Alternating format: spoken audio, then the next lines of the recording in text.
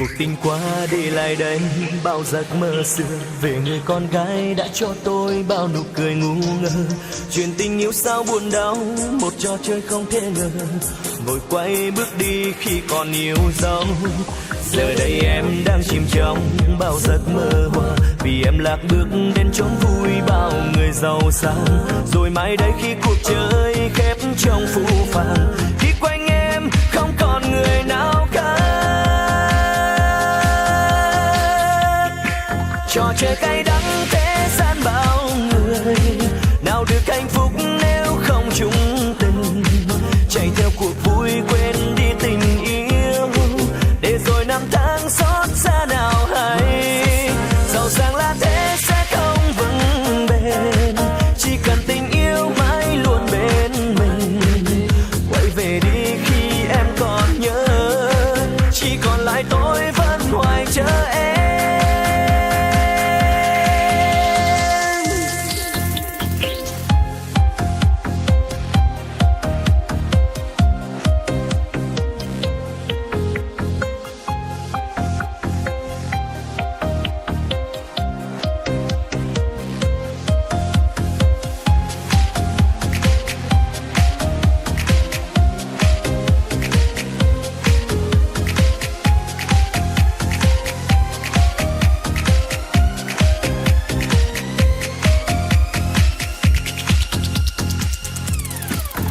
Giờ đây em đang chìm trong bao giấc mơ hoa, vì em lạc bước đến chốn vui bao người giàu sang.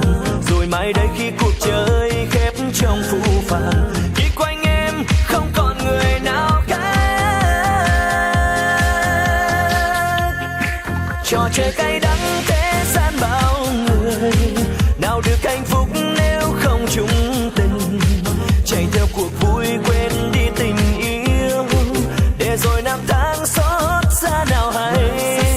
Giàu sang là thế sẽ không vững bền, chỉ cần tình yêu mãi luôn bên mình.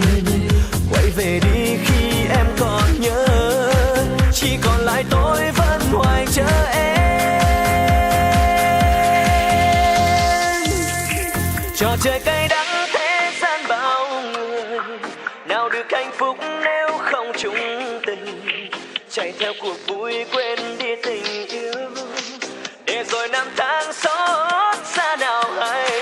Giàu sang là thế sẽ không vững bền, chỉ cần tình yêu mãi luôn bên mình. Quay về đi khi em còn nhớ,